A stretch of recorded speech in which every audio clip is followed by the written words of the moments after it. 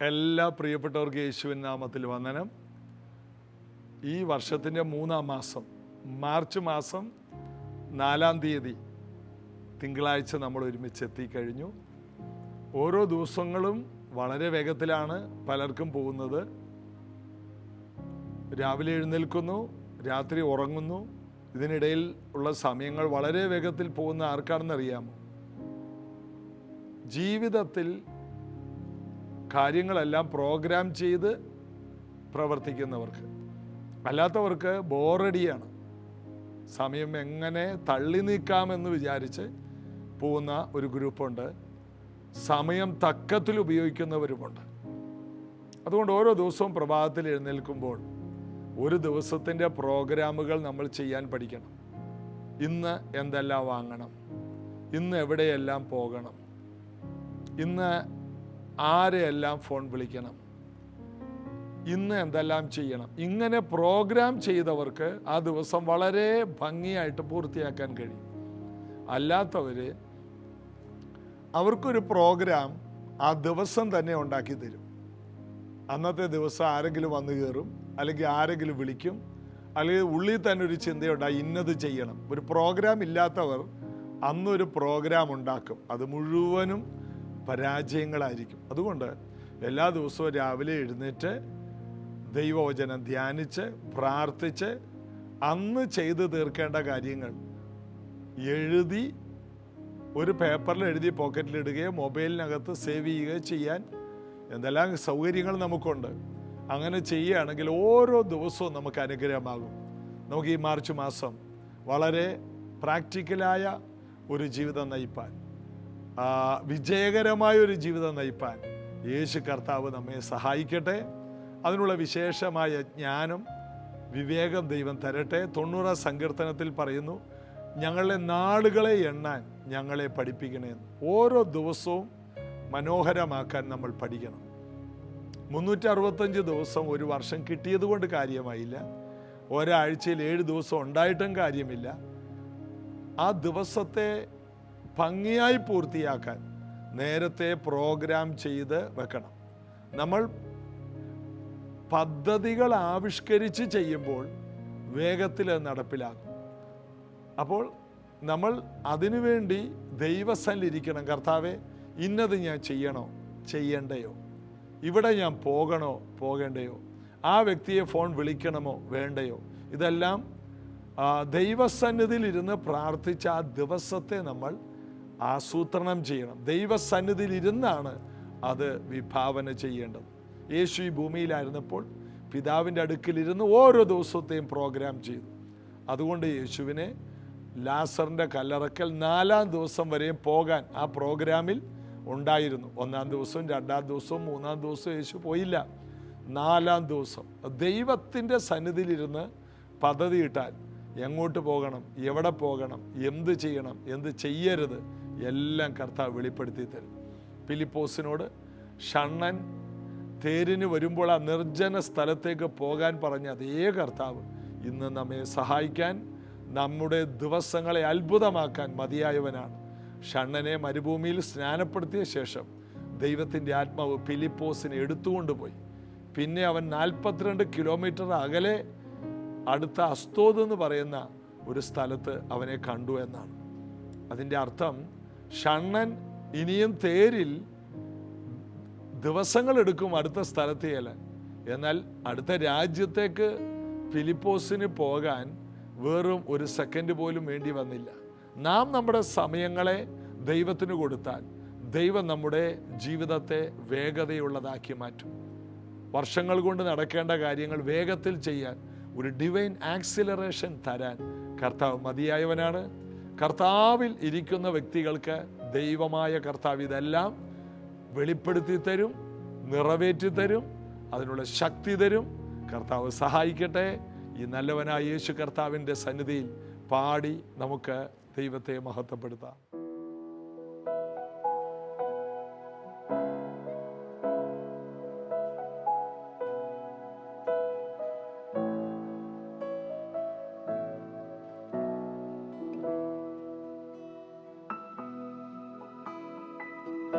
N ബലഹീനതയിൽ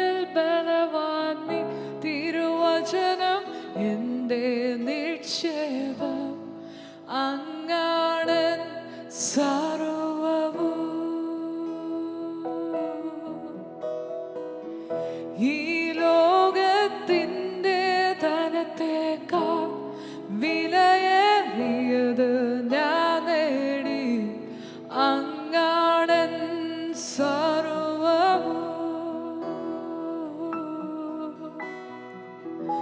N ബലഹീനതയിൽ ബലവാൻ നീ, തിരുവചനം എൻ്റെ നിക്ഷേപം, അങ്ങാടൻ സർവ്വവും. ഈ ലോകത്തിൻ്റെ ധനത്തേക്കാൾ വിലയേറിയത് ഞാൻ നേടി, അങ്ങാടൻ സർവ്വവും.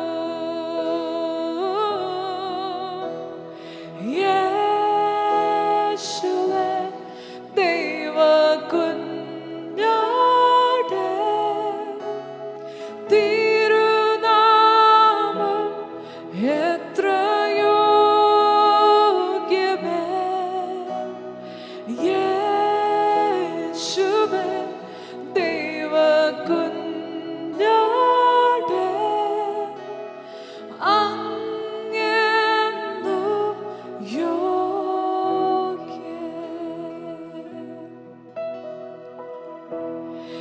എന്റെ പാപത്തിൽ നിന്ന് എല്ലാം ക്രൂശിൽ വഹിച്ചു, അങ്ങാടൻ സർവ്വവും.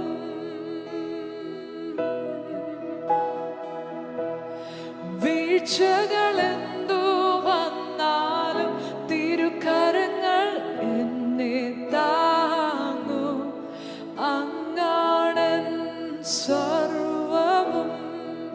എൻ പാപത്തിൽ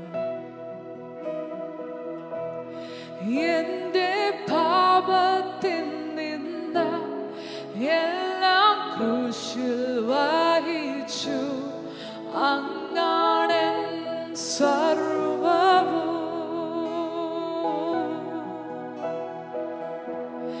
വീഴ്ചകളെന്തു വന്നാലും തിരുക്കരങ്ങൾ എന്നെ താങ്ങും, അങ്ങാടൻ സർവ്വവും. യേശുവേ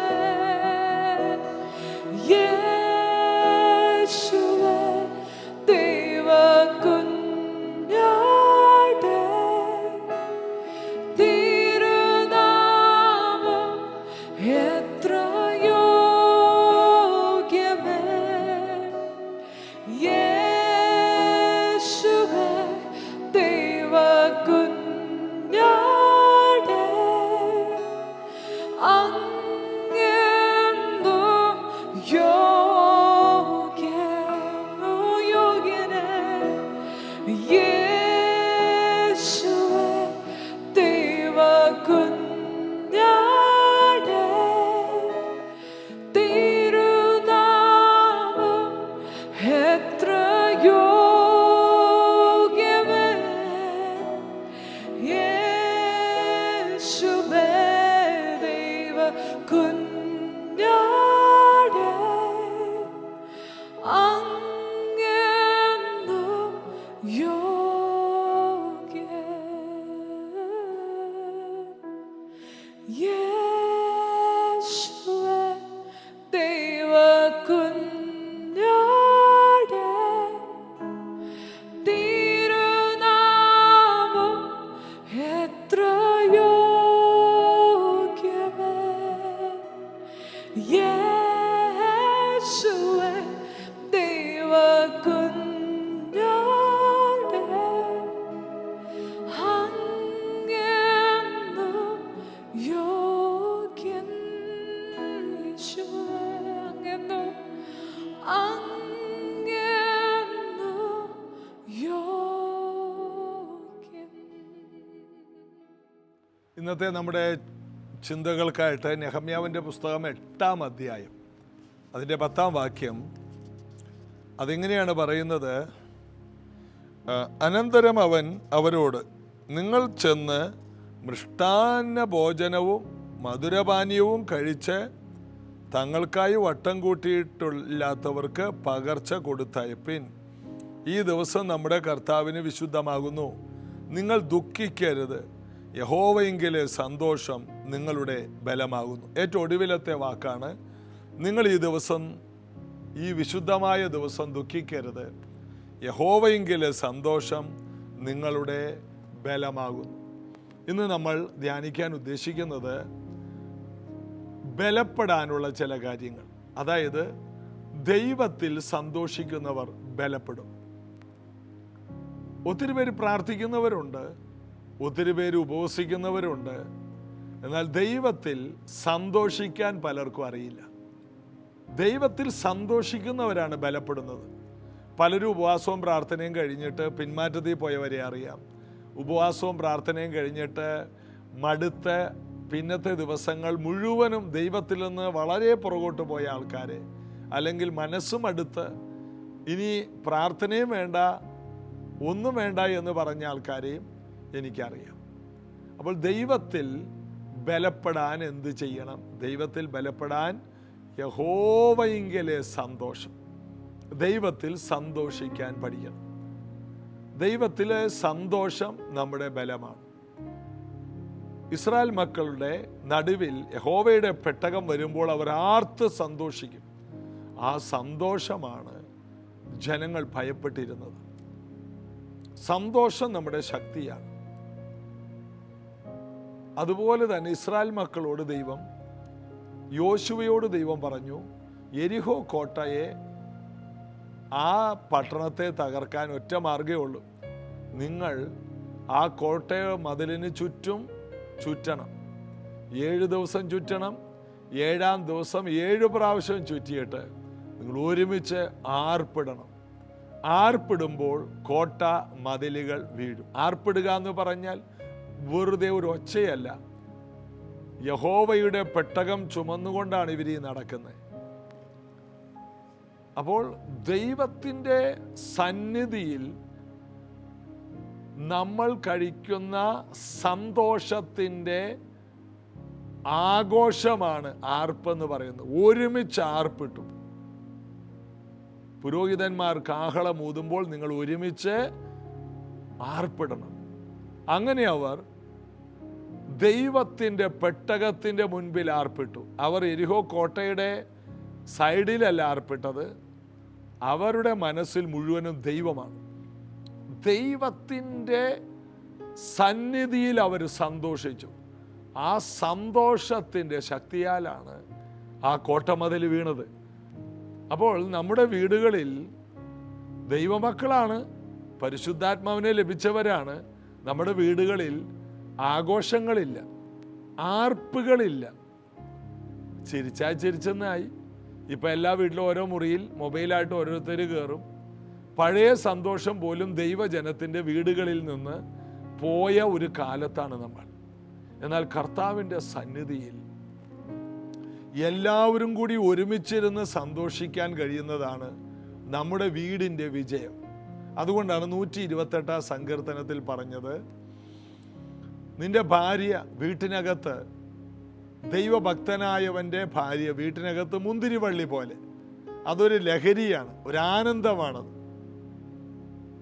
മക്കൾ ഒലിവ് തൈകൾ പോലെ, അതൊരു എണ്ണയുടെ അനുഭവമാണ്. ഒലിവെന്ന് പറഞ്ഞാൽ എണ്ണയെ കാണിക്കുന്നു. ഒലിവ് എണ്ണയാണ് ആലയത്തിലെ വിളക്കിൽ വെളിച്ചമുണ്ടാകാൻ എണ്ണ ഒഴിക്കുന്നത്. അപ്പോൾ മുന്തിരി ലഹരിയെ കാണിക്കുന്നു, അതൊരു വീര്യമാണ്. ഫലമുള്ള മുന്തിരിവള്ളി. ആ വീടിനകത്ത് ഒരു ആനന്ദം കൊണ്ടുവരുന്നത് ഒരു വീട്ടമ്മയാണ്.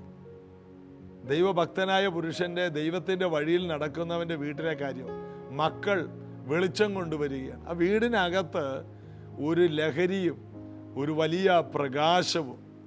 ഇങ്ങനെയുള്ള വീടുകളാണ് ഏറ്റവും കൂടുതൽ അഭിവൃദ്ധിപ്പെടുന്നത്. അപ്പോൾ 128 സങ്കീർത്തനം എന്താണെന്ന് മനസ്സിലാക്കണം. ദൈവത്തെ ഭയപ്പെട്ട് ദൈവത്തിൻ്റെ വഴിയിൽ നടക്കുന്നവൻ്റെ വീടിനെ കുറിച്ചാണ് പറയുന്നത്.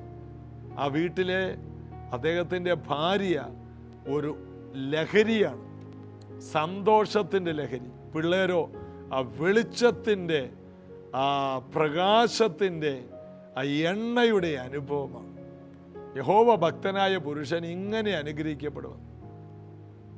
അങ്ങനെയുള്ളവർ മക്കളുടെ മക്കളെയൊക്കെ കാണും. ആ വീട്ടിനകത്താണ് വലിയ സമാധാനവും സന്തോഷമൊക്കെ ഉണ്ടാകുന്നത്. അപ്പോൾ വീടെന്ന് പറയുന്നത് ഒരു ആനന്ദമാക്കി ആഘോഷമാക്കി മാറ്റാൻ കഴിയുന്നില്ലെങ്കിൽ നമ്മുടെ വീട് കൊണ്ട് വലിയ കാര്യമില്ല. 4 ചുവരുകളുള്ള വലിയൊരു കെട്ടിടം, അതിനകത്ത് എല്ലാവിധ അത്യാധുനിക സൗകര്യം ഉണ്ടായാലും നമുക്ക് ആഘോഷങ്ങൾ ഉണ്ടാകണമെന്നില്ല. ഇതാകത്തെ മനുഷ്യനിൽ നിന്ന് പുറത്തേക്ക് വരുന്നതാണ്. കെട്ടിടങ്ങളെല്ലാം പുറത്തുള്ളതാണ്, എന്നാൽ സന്തോഷം അതകത്തു നിന്ന് വരുന്നതാണ്. അത് ഗലാത്യലേഖനം 5:22 ആത്മാവിൻ്റെ ഫലമോ സ്നേഹം, അടുത്തതായിട്ട് പറയുന്നതാണ് സന്തോഷം, സമാധാനം, ദീർഘക്ഷമം. ഇത് പറയുന്ന കൂടുതൽ രണ്ടാമത് പറയുന്നതാണ് ഇത് നമ്മുടെ ഉള്ളിൽ നിന്ന് വരേണ്ടതാണ്. അതായത് നാം തീരുമാനിച്ചാൽ ഇതിനെ പുറത്തെടുക്കാൻ കഴിയും, നമുക്ക് ഫലം കായ്ക്കാൻ കഴിയും. അതുകൊണ്ട് യേശു യോഹന്നാൻ 15 പറയുന്നു, ഞാൻ നിങ്ങളെ തിരഞ്ഞെടുത്തു, നിങ്ങൾ എന്നെ തിരഞ്ഞെടുത്തതല്ല. യോഹന്നാൻ 15:16 നിങ്ങൾ പോയി ഫലം കായ്ക്കണം. എന്തൊക്കെയാണ്? സ്നേഹം, സന്തോഷം, സമാധാനം. ഇതെല്ലാ ഫലങ്ങളും നമ്മൾ പുറപ്പെടുവിക്കണം. എന്നിട്ട് നിങ്ങളുടെ ഫലം നിലനിൽക്കണം. ആരംഭകാലത്ത് ഉണ്ടായിരുന്നു, ഇപ്പം ഇല്ല എന്ന് പറയുന്നതല്ല, നിങ്ങളുടെ ഫലം നിലനിൽക്കണം. അപ്പോൾ നിങ്ങൾ പോയി ഫലം കായ്ക്കാനും നിങ്ങളുടെ ഫലം നിലനിൽക്കാനും ആക്കി വെച്ചിരിക്കുന്നു. നിങ്ങൾ എൻ്റെ നാമത്തിൽ പിതാവിനോട് ചോദിക്കുന്നതൊക്കെയും ഞാൻ നിങ്ങൾക്ക് നൽകിത്തരാനായിട്ടാണ്. എത്ര വിശേഷമായ വചനങ്ങളാണ് ഇന്ന് കേൾക്കുന്നത്. അപ്പോൾ ഇത് നമ്മുടെ ഉള്ളിൽ നിന്ന് പുറത്തേക്ക് വരുന്നതാണ്. പുറത്ത് കാണുന്ന എയർ കണ്ടീഷനിലോ പുറത്ത് കാണുന്ന മനോഹരമായ ഭക്ഷണത്തിലോ ഉണ്ടാകുന്നതല്ല ഈ ഫലം. ഇത് നമ്മുടെ അകത്ത് ആത്മമനുഷ്യനിൽ കിടക്കുന്ന ഒന്നാണ്. ഇത് നമുക്ക് റിലീസ് ചെയ്യാൻ കഴിയണം. ദൈവത്തിലുള്ള സന്തോഷം, ആ സന്തോഷം 1-ാം സങ്കീർത്തനത്തിലും നമ്മൾ കാണുന്നു. രാപ്പകൽ ധ്യാനിച്ച് സന്തോഷിക്കുന്നവൻ അനുഗ്രഹീതൻ. അവൻ ആറ്ററമ്പത്ത് നട്ടിരിക്കുന്നതും തക്കകാലത്ത് ഫലം കായ്ക്കുന്നതും ഇല വാടാത്ത വൃക്ഷം പോലെ ഇരിക്കും. അവൻ തൊടുന്നതൊക്കെ സാധിക്കും. എന്നാൽ ദുഷ്ടന്മാർ കാറ്റ് പാറ്റുന്ന പതിര് പോലെ പാറിപ്പോവും. എന്നാൽ ദൈവത്തിൽ സന്തോഷിക്കുന്നവൻ വേരുറച്ച് ആറ്ററമ്പത്തെ വൃക്ഷം പോലെ. ആറ്ററമ്പത്തെ വൃക്ഷമാണ് ഏറ്റവും കൂടുതൽ കാറ്റിനെ നേരിടുന്നത്. ആറ്ററമ്പത്തെ വൃക്ഷമാണ് ഏറ്റവും കൂടുതൽ വെയിൽ കൊള്ളുന്നത്. ആറ്ററമ്പത്തെ വൃക്ഷത്തിലാണ് ഏറ്റവും കൂടുതൽ കൊടുങ്കാറ്റിൻ്റെ ആക്രമണങ്ങളൊക്കെ ഉണ്ടാകുന്നത്. എന്നാൽ ശക്തമായ കാറ്റും ശക്തമായ വെയിലും ഇതിനെ തളർത്താത്തതിൻ്റെ കാരണം ഇത് വേരൂന്നിരിക്കുന്നത് വെള്ളത്തിൻ്റെ ഉള്ളിലേക്കാണ്. അതുകൊണ്ട് ഇത് ഉഷ്ണം തട്ടുമ്പോൾ പേടിക്കില്ലെന്ന് നമ്മൾ ഇരമ്യാവ് 17:7 കാണുന്നു. അതിൻ്റെ ഇല എപ്പോഴും പച്ചയായിരിക്കും. ദൈവത്തിൽ ആശ്രയിക്കുകയും ദൈവം തന്നെ ആശ്രയമായിരിക്കുന്ന വ്യക്തിയുടെ ജീവിതം ഒരാഘോഷം തന്നെയായിരിക്കും. അപ്പോൾ ദൈവത്തിൽ സന്തോഷിക്കാൻ പരിശീലിക്കണം, അത് പ്രാക്ടീസ് ചെയ്യണം, ആർപ്പിടാൻ പ്രാക്ടീസ് ചെയ്യണം. വീടിനെ സന്തോഷത്തിൻ്റെ വീടാക്കി മാറ്റാൻ കഴിയും. ഇന്ന് വീടുകളിൽ ചിരികളില്ല, സന്തോഷമില്ല. സന്തോഷം പുറത്തുനിന്ന് വരുന്നതല്ല. TV ഓൺ ചെയ്യുമ്പോൾ അതിനകത്തുള്ള ഹാസ്യ കഥാ പരിപാടികളിൽ നിന്നുണ്ടാകുന്നതല്ല. അതൊക്കെ വെറും ഒരു ചിരി മാത്രമാണ്. ചിരിയും സന്തോഷവും വേറെയാണ്. സന്തോഷം ഉള്ളിൽ നിന്ന് വരുന്നു, ചിരി പുറത്തു നിന്ന്. ആരെയും നോക്കി ചിരിക്കാം, ഫോട്ടോഗ്രാഫർ പറയുമ്പോഴൊന്ന് ചിരിക്കാം, സന്തോഷമില്ലെങ്കിലും ചിരിക്കാം. എന്നാൽ സന്തോഷത്തിൽ നിന്നുണ്ടാകുന്ന ചിരിയുണ്ട്, അത് ദൈവം തരുന്നതാണ്. ദൈവം അബ്രഹാമിന് ചിരി നൽകി, ആ ചിരി നിലനിന്നു. ദൈവം എനിക്ക് ചിരി ഉണ്ടാക്കി. ദൈവം തരുന്ന ചിരിയും മനുഷ്യരുടെ ഇടയിൽ നമുക്കുണ്ടാകുന്ന, നമ്മൾ ഉണ്ടാക്കുന്ന ചിരിയും രണ്ടാണ്. ഉണ്ടാക്കുന്ന ചിരിയുണ്ട്, ദൈവം ഉണ്ടാക്കുന്ന ചിരി. ദൈവമുണ്ടാക്കിയ ചിരി ഇസഹാക്ക് വളർന്ന് വളർന്ന് വളർന്ന് വളർന്ന് ആകാശത്തിലെ നക്ഷത്രങ്ങളെ പോലെ വളർന്ന് പന്തലിക്കാനിടയായി. അപ്പോൾ ഇന്ന് ഇതെല്ലാം കേൾക്കുമ്പോൾ കർത്താവിൻ്റെ സന്നിധിയിൽ കൂടുതൽ ദൈവത്തോട് അടുക്കുവാൻ നമ്മെ തന്നെ ഏൽപ്പിച്ചു കൊടുക്കണം. അപ്പോൾ ഒന്ന്, ബലപ്പെടാൻ നാം സന്തോഷത്തെ പുറത്തെടുക്കണം. ദൈവത്തിലെ സന്തോഷം നമ്മുടെ ബലമാണ്. അടുത്തത് യെശയ്യാ പ്രവാചകന്റെ പുസ്തകം 30:15 വാക്യം. അതെങ്ങനെയാണ്? ഇസ്രായേലിൻ്റെ പരിശുദ്ധനായ യഹോവയായ കർത്താവ് ഇപ്രകാരം അരുളി ചെയ്യുന്നു, മനം തിരിഞ്ഞ് അടങ്ങിയിരുന്നാൽ നിങ്ങൾ രക്ഷിക്കപ്പെടും. എന്നിട്ട് അതിൻ്റെ ബി പാട്ട്, വിശ്രമിക്കുന്നതിലും ആശ്രയിക്കുന്നതിലും നിങ്ങളുടെ ബലം. അതായത് വിശ്രമിക്കുന്നതിലും ആശ്രയിക്കുന്നതിലുമാണ് നമ്മുടെ ബലം. ദൈവത്തിൽ വിശ്രമിക്കാൻ കഴിയണം, അത് നമ്മുടെ ബലമാണ്. ദൈവത്തിലുള്ള വിശ്രമം. രൂത്തിനോട് നവോമി അമ്മാവിയമ്മ പറഞ്ഞത് രൂത്തിൻ്റെ പുസ്തകം 3-ാം അധ്യായത്തിലുണ്ട്. എന്താണ്? മകളെ, ഞാൻ നിനക്കൊരു വിശ്രമ സ്ഥലം ഒരുക്കേണ്ടതല്ലയോ? അതുകൊണ്ട് നീ ഒരുങ്ങി ബോസിൻ്റെ വയലിലേക്ക് പോവുക എന്നൊക്കെ പറയുന്ന ഒരു വേദഭാഗമാണ് അവിടെ. നീ കുളിച്ച് തൈലം പൂശി ബോവസ് എന്ന വീണ്ടെടുപ്പുകാരൻ്റെ കാൽക്കൽ പോയി നീ അവൻ്റെ കാൽ കീഴിലുള്ള ആ പുതപ്പെടുത്ത് നിന്റെ ദേഹത്തിടുക. വീണ്ടെടുപ്പുകാരൻ്റെ പുതപ്പ് നിന്റെ മേൽ വരണം. കാരണം അവിടെയാണ് നിന്റെ ജീവിതത്തിൻ്റെ വിശ്രമം. വീണ്ടെടുപ്പുകാരൻ്റെ കാൽക്കലാണ് വിശ്രമം. അപ്പോൾ വിശ്രമം എവിടെയാണ്? വീണ്ടെടുപ്പുകാരൻ്റെ കാൽക്കലാണ്. അത് രൂത്ത് നവോമിയിൽ നിന്ന് പഠിച്ച കാര്യം നമ്മളും പഠിക്കണം. വിശ്രമം എവിടെയാണ്? വീണ്ടെടുപ്പുകാരൻ്റെ കാൽക്കൽ. ഇത് തന്നെയാണ് ബെഥാനിയയിലുള്ള ലാസറിൻ്റെ വീട്ടിൽ സംഭവിച്ചത്. മാർത്ത, മറിയ. മാർത്തയുടെ ഭവനം എന്ന് നമ്മളിവിടെ വായിക്കുന്നു. മാർത്ത യേശുവിനെ സ്വീകരിച്ചു എന്ന് നമ്മൾ വേദപുസ്തകത്തിൽ വായിക്കുന്നു. മാർത്തയ്ക്ക് മറിയ എന്നൊരു സഹോദരി ഉണ്ടായിരുന്നു. അപ്പോൾ പ്രധാന കഥാപാത്രം ആരാണ്? മാർത്തയാണ്. എന്നാൽ മാർത്ത യേശു ക്രിസ്തുവിൻ്റെ പാദത്തിലിരിക്കുന്നില്ല. യേശുവിനെ ശുശ്രൂഷിക്കാൻ, യേശുവിന് വേണ്ടി അവൾ വളരെയധികം എഫർട്ട് എടുക്കുകയാണ്. അവൾ വിശ്രമിക്കുന്നില്ല. യേശുവിനെ കണ്ടപ്പോൾ അവൾക്ക് പാദപീഠത്തിൽ ഇരിക്കാൻ കഴിയുന്നില്ല. അവൾ മുഴുവനും പഴയതുപോലെ തന്നെ അവളുടെ ജീവിതത്തിൽ അവൾ ക്ലേശിക്കുകയാണ്. അപ്പോഴാണ് അവൾ ദേഷ്യപ്പെട്ട് മനം കലങ്ങി വന്ന് കർത്താവിനോട് പറയുന്നത്, കർത്താവേ, ഞാൻ ഒറ്റയ്ക്ക് അടുക്കളയിൽ കിടന്ന് കഷ്ടപ്പെടുന്നു. അവളോട് കൽപ്പിക്ക് എന്നെ ഒന്ന് സഹായിക്കാൻ. കർത്താവ് അവിടെ ഫ്രണ്ടിലിരിക്കുന്ന ഏതെങ്കിലും ഒരു മാസികയോ ഏതെങ്കിലും ദിനപത്രമോ വായിച്ച് അവിടെ ഇരുന്നോ, ഞങ്ങൾ അടുക്കളയിലൊന്ന് പെരുമാറട്ടെ, എന്നിട്ട് ഒരു 2 മണിക്കൂർ കഴിയുമ്പോൾ ഞങ്ങൾ ഭക്ഷണമായിട്ട് വരാം, പിന്നെ കർത്താവിൻ്റെ വഴിക്ക് പോകാം. കർത്താവ് ഈ സ്വർഗത്തിൽ നിന്ന് വന്നത് നമ്മുടെ വീട്ടിലെ കുറച്ച് ഭക്ഷണം കഴിക്കാനാണോ? സകല മീനെ, ഇറച്ചിയൊക്കെ, മത്സ്യങ്ങളെയും മൃഗങ്ങളെയും എല്ലാം ഉണ്ടാക്കിയവന് നമ്മുടെ വീട്ടിലെ വിഭവങ്ങളാണോ വലുത്? നമ്മളാണ് ഏറ്റവും വലുത്. അപ്പോൾ വീണ്ടെടുപ്പുകാരൻ്റെ പാദപീഠത്തിൽ ഇരിക്കുക മറിയ നല്ല അംശം തിരഞ്ഞെടുത്തെന്നാണ് വായിക്കുന്നത്. വിശ്രമം കർത്താവിൽ നിന്ന് കേൾക്കുന്നതാണ് ഏറ്റവും വലിയ വിശ്രമം. സ്വസ്ഥമായിരിക്കാൻ മനമേ നീ സ്വസ്ഥമായിരിക്കും. എവിടെ? ദൈവത്തിൽ.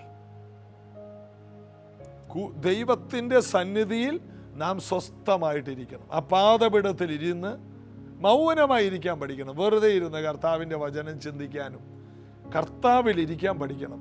അത് നമ്മുടെ ബലമാണ്. ഒന്ന്, സന്തോഷം നമ്മുടെ ബലമാണ്. 2, കർത്താവിൻ്റെ സന്നിധിയിൽ ചുമ്മാ ഇരുന്ന് വിശ്രമിക്കുക പാദപീഠത്തിൽ, അത് നമ്മുടെ ബലമാണ്. അടുത്തത് ആശ്രയിക്കുക. അതേ വാക്യത്തിലുണ്ട്, വിശ്രമിക്കുന്നതിലും ആശ്രയിക്കുന്നതിലുമാണ് നമ്മുടെ ബലം. ആശ്രയിക്കുക. നമുക്കറിയാം ദാവീദ് ദൈവത്തിൽ ആശ്രയിച്ചു. ഏറ്റവും വലിയ പ്രതിസന്ധിയിൽ ദൈവത്തിൽ ആശ്രയിച്ചു. യഹോശാഫാത്ത് എന്ന രാജാവിനെ അറിയാം, തനിക്കെതിരെ വരുന്ന ശത്രുക്കളെ നേരിടാൻ ശക്തിയില്ല. യഹോശാഫാത്ത് ദൈവത്തിൽ ആശ്രയിച്ചു. അവൻ ദൈവത്തെ ആരാധിച്ചു. ആശ്രയിക്കുന്നവരെന്ത് ചെയ്യും? ആരാധിക്കും. എല്ലാ ഇൻസ്ട്രുമെൻറ്റുകൾ എടുത്തുകൊണ്ട് ആരാധിക്കുന്ന ഒരു ഗ്രൂപ്പിനെ യുദ്ധസൈന്യത്തിൻ്റെ മുമ്പിൽ നടത്തി. സൈന്യത്തെക്കാൾ ഒന്നാമത് കണ്ടത് പുറകിലാണ് സൈന്യം, മുമ്പിൽ ആരാധിക്കുന്നവരാണ്. ആരാധിക്കുന്നവർ മുൻപിലുണ്ടെങ്കിൽ പിന്നെ സൈന്യത്തിന് വലിയ ജോലി ഉണ്ടാകില്ല. സൈന്യം മുൻപിലാണെങ്കിൽ ആരാധിക്കുന്നവരെ അധികം ആരും ഉപയോഗിക്കാറുമില്ല. എന്നാൽ ആരാധിക്കുന്നവർ, അവരെ നാം ഉപയോഗിക്കണം. ആരാധിക്കുന്നവർ മുന്നിൽ വരണം. യഹോശാഫാത്ത് കൊണ്ടുവന്ന സംവിധാനം, നമ്പർ 1 ആരാധിക്കുന്നവർ, നമ്പർ 2 എന്താണ്? യുദ്ധ സൈന്യം. ലോകത്തിൽ ആരും ഇതുപോലെ ഒരു സൈന്യത്തെ ഓർഡറായിട്ട് കൊണ്ടുപോയില്ല. അത് യഹോശാഫാത്താണ് ചെയ്തത്. ആരാധിക്കുന്നവർ മുൻപിൽ. അപ്പോൾ ആരാധന എന്നുള്ളത് ആശ്രയമാണ്. കർത്താവേ, അങ്ങ് യോഗ്യനാണ്, അങ്ങ് മതിയായവനാണ്, കഴിവുള്ളവൻ, അങ്ങ് പ്രാപ്തനാണ്, എൻ്റെ കഴിവുകൊണ്ട് കഴിയില്ല, നിന്നിൽ ഞങ്ങൾ ശരണം പ്രാപിക്കും. ദൈവത്തിൽ ആശ്രയിക്കുന്നവർ കുലുങ്ങിപ്പോകാതെ എന്നേക്കും നിലനിൽക്കുന്ന സിയോൻ പർവ്വതം പോലെയാണ്. പർവ്വതങ്ങൾ യെരൂശലേമിനെ ചുറ്റിയിരിക്കുന്നു. യഹോവ ഇന്നു മുതൽ എന്നേക്കും തൻ്റെ ജനത്തെ ചുറ്റിയിരിക്കുന്നു. പർവ്വതത്തേക്കാൾ നമ്മൾ ആശ്രയിക്കേണ്ടത് ദൈവത്തെയാണ്. കണ്ണുകൊണ്ട് കാണുന്ന എല്ലാറ്റിനേക്കാൾ കാണാത്ത ദൈവത്തിലുള്ള കടന്ന ഒരു ആശ്രയമാണ് വിശ്വാസം. ഒന്നും കണ്ടില്ല, ദൈവം എന്നെ സഹായിക്കും, ഞാൻ ദൈവത്തെ ആരാധിക്കും. അതുകൊണ്ട് സഭായോഗങ്ങളെ ഉപേക്ഷയായി വിചാരിക്കാതെ ആരാധനയ്ക്ക് വേണ്ടി ദൈവത്തെ പുകഴ്ത്തണം. ഞാൻ ഈ മാസം കൂടുതൽ ആരാധിക്കും, ഈ മാസം ഞാൻ കൂടുതൽ ദൈവസന്നിധിയിലിരിക്കും, ഈ മാസം ഞാൻ കൂടുതൽ ദൈവത്തിൽ സന്തോഷിക്കും. ദൈവത്തിൽ സന്തോഷിക്കുക, ദൈവത്തിൽ വിശ്രമിക്കുക, ദൈവത്തിൽ ആശ്രയിക്കുക. ഈ 3 കാര്യങ്ങൾ ചെയ്യുന്നവർ ഒരിക്കലും തോറ്റുപോകില്ല. ഞാൻ നിങ്ങളോട് ഉറപ്പായി പറയുന്നു, ഈ 3 കാര്യങ്ങളിലൂടെ നമ്മുടെ കുടുംബം, നമ്മുടെ ജീവിതം, നമ്മുടെ നാളുകൾ ഏറ്റവും ബലമുള്ളതായി തീരും. നമുക്ക് പ്രാർത്ഥിക്കാം. യേശുവിൻ്റെ നാമത്തിൽ ഇന്ന് ഈ ദിവ്യമായ വചനങ്ങൾ കേട്ടവരുടെ ജീവിതത്തിൽ അസാധാരണമായ ഒരു ആത്മീക കുതിപ്പിനായി ഇവരെ സമർപ്പിക്കുന്നു. ഇവർ പോകുന്ന മേഖലകളിൽ ഇന്ന് നേരിടുന്ന വ്യസനങ്ങൾ, സങ്കടങ്ങൾ, രോഗങ്ങൾ, മാനസിക വൈഷമ്യങ്ങൾ, സാമ്പത്തിക പ്രതിസന്ധികൾ എല്ലാറ്റിൽ നിന്നും അതിജീവിക്കുവാൻ വേണ്ട ശക്തി ഇവരുടെ മേലുണ്ടാകട്ടെ. സമാധാനം ഇവരുടെ മേലുണ്ടാകട്ടെ. രോഗബന്ധനങ്ങളെ അഴിക്കുവാൻ ഇവർ ദൈവത്തിൽ ആശ്രയിക്കട്ടെ, കർത്താവിലിരിക്കട്ടെ, ബലപ്പെടട്ടെ. ഏത് പൈശാചിക കോട്ടകളെയും ജയിക്കാനുള്ള ഒരു ആഘോഷം, ആർപ്പിടൽ, സന്തോഷം ഇവരുടെ മേലുണ്ടാകട്ടെ. കർത്താവിൽ സന്തോഷിക്കുന്ന ഒരു സമൂഹം, കർത്താവിൽ ആശ്രയിക്കുകയും വിശ്രമിക്കുകയും ചെയ്യുന്ന ഒരു സമൂഹമായി ഇത് കേൾക്കുന്നവരുടെ വീടുകൾ മാറട്ടെ. ഇവരുടെ വിജയം കണ്ട ആയിരങ്ങൾ ഇവർ മുഖാന്തരം കർത്താവിങ്കിലേക്ക് വരട്ടെ. സൗഖ്യമുണ്ടാകട്ടെ. ഇന്നത്തെ ദിവസം മുതൽ വലിയ സമാധാനവും സൗഖ്യവും വിടുതലും ഈ വീടുകൾക്കുണ്ടാകട്ടെ. കുഞ്ഞുങ്ങളുടെ, യൗവനക്കാരുടെ പരീക്ഷകളും കുഞ്ഞുങ്ങളുടെ പരീക്ഷകളും ആരംഭിക്കുന്ന ഈ സീസണിൽ സാധാരണ ജ്ഞാനവും വിവേകവും ദൈവകാവലും കുഞ്ഞുങ്ങൾക്കുണ്ടാകട്ടെ. പനി സീസണുകളിൽ യേശുവിൻ്റെ നാമത്തിലെ പനികൾ വിട്ടുമാറട്ടെ. രോഗബന്ധനങ്ങൾ അഴിയട്ടെ. യേശുവിൻ നാമത്തിൽ പിതാവേ, ആമേൻ. നമുക്ക് കർത്താവിൽ ബലപ്പെടാം, കൂടുതൽ ദൈവത്തിൽ ആശ്രയിക്കാം, കൂടുതൽ കർത്താവിൽ സന്തോഷിക്കാം, കൂടുതൽ കർത്താവിൽ മാത്രം നമ്മുടെ ജീവിതത്തെ അർപ്പിക്കാം. നാളെ ഇതേ സമയത്ത് നമുക്ക് ഒരുമിച്ച് കൂടാം. ഈ ദൈവവചനങ്ങൾ, ഈ വീഡിയോകൾ നിങ്ങൾക്ക് പ്രയോജനം ചെയ്യുന്നുണ്ടെങ്കിൽ നിങ്ങൾ മറ്റുള്ളവർക്ക് ഒരു സെക്കൻഡ് പോലും വേണ്ടല്ലോ, അയച്ചു കൊടുക്കുക. ആയിരങ്ങൾ കണ്ട് അനുഗ്രഹിക്കപ്പെടട്ടെ. God bless you.